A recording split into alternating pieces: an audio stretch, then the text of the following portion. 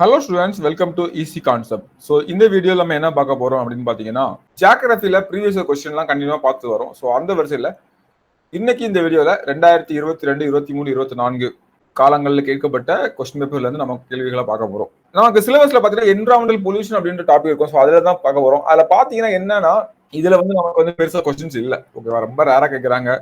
ஒருவேளை இதில் ஏதாவது கொஸ்டின் மிஸ் ஆயிருந்தா அடுத்த பார்ட் நமக்கு மிஸ்லனஸ் பார்ட் தான் கடைசியாக அதில் வந்திருக்கும். ஓகேவா, இப்போ இதுல வந்து தான் ஒரு கொஸ்டின் இருந்துச்சு. வாங்க பார்க்கலாம். பார்த்துட்டு இதுல வேற என்ன கொஸ்டின் கேட்கலாம் அப்படின்றதையும் சொல்லிடுறேன். ஓகேவா, என்விரான்மெண்டல் பொல்யூஷன் அப்படின்னு சொல்றது ஃபர்ஸ்ட் தமிழ்ல என்னங்க? சுற்றுச்சூழல் மாசுபடுதல். சுற்றுச்சூழல் ஃபர்ஸ்ட் மாசுபடுதல் அப்படின்ற போது இயற்கை சூழல்ல தீங்கு விளைவிக்கக்கூடிய அசுத்தங்கள் சேர்றதா நம்ம வந்து மாசு அப்படின்னு சொல்றோம். தானே, இந்த இயற்கை சூழல்ல அது வந்து காற்றுல இருக்கலாம், இல்ல நீர்ல இருக்கலாம், இல்ல சவுண்டுல இருக்கலாம், இல்ல மண்ணுல இருக்கலாம். நிலம், நீர், காற்று, அப்புறம் வந்து முக்கியமா லைட்டு, சவுண்டு. இப்ப புதுசா வந்து வந்திருக்கு இ வேஸ்ட் அப்படின்னா திடக்கழிவு. ஃபர்ஸ்ட் என்ன கொஸ்டின் கேட்காம பார்க்கலாம். எந்த ஹாலோ கார்பன் வகைகளுக்கு வளிமண்டல ஆயுட்காலம் அதிகம் அப்படின்னு கேட்டிருக்காங்க. ஓகேவா, ஸோ ரொம்ப ரொம்ப ஈஸியான கொஸ்டின். ஐ திங்க் இது இந்த மாதிரி இல்லை, சில கொஸ்டின் என்னன்னா சயின்ஸ் பகுதியில் வந்து ஆட் பண்ணிருப்பேன். ஓகேவா, ஸோ அதனால அங்கேயும் கொஞ்சம் நம்ம இந்த விஷயம்லாம் பார்த்துக்கலாம். ஏன்னா அங்கே வந்து கெமிக்கல், தனிமங்கள், சேர்மங்கள் சிலதை வந்திருக்கும். So chloro fluoro carbon. ஓகேவா, குளோரோ ஃப்ளோரோ கார்பன்.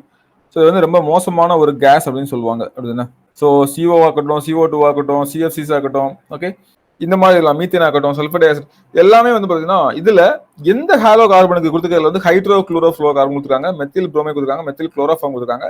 வளிமண்டலத்துல ரொம்ப நாள் வந்து தங்கி இருக்கும் அப்படின்னு பார்த்தீங்கன்னா அந்த குளோரோ ஃப்ளோரோ கார்பன் தான். ஓகேவா, ஸோ இது வந்து பார்த்தீங்கன்னா அதிகமான காலம் உட்கார்ந்து என்ன பண்ணோம்னா ஹீட் எல்லாம் நிறைய வந்து அப்சர்வ் பண்ணிப்போம்.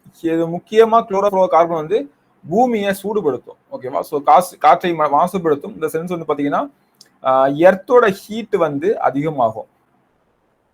எர்த்தோட ஹீட் வந்து பார்த்தீங்கன்னா இன்க்ரீஸ் ஆகும். ஓகேவா, ஸோ இந்த மாதிரி இதனால என்ன பருவநிலை மாற்றங்கள், நிறைய வித்தியாசங்கள் வந்து ஏற்படுறதுக்கான வாய்ப்பு இருக்கு. ஸோ இப்போ இந்த காற்று அப்படின்னு வந்ததுனால உங்களுக்கு ஒரு ஃபேக்ட் சொல்றேன். மத்திய அரசுடைய மாசு கட்டுப்பாட்டு வாரியம், மத்திய மாசு கட்டுப்பாட்டு வாரியத்தின் சார்பில் ஒரு ஆப் ஒன்று வெளியிட்டாங்க. செயலான அப்ளிகேஷன். ஸோ அதோடைய பேர் என்னன்னு பார்த்தீங்கன்னா சமீர் அப்படின்ற ஒரு செயலி வந்து வெளியிட்டாங்க. இது வந்து பார்த்தீங்கன்னா என்ன சொல்லுதுன்னா, காற்றின் பண்பு குறியீட்டை, காற்றினுடைய பண்பு எந்த மாதிரி இருக்குது அப்படின்னு சொல்லிட்டு வெளியிடுறதுக்காக சமீர் அப்படின்ற ஒரு ஆப்பை வந்து வெளியிட்டுச்சு. ஓகேவா, யார் வெளியிட்டாங்க?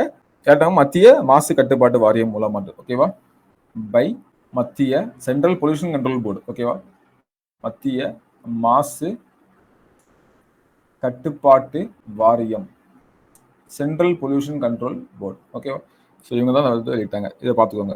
இது போக என்னென்ன காரணங்கள், எப்படி தடுக்கலாம் அப்படின்ற ஜென்ரலான விஷயத்தெல்லாம் நீங்கள் வந்து பார்த்துக்கோங்க. ஓகேவா, ஸோ வேற இ வேஸ்ட் பற்றி சில விஷயங்கள் வந்து பார்த்துக்கோங்க.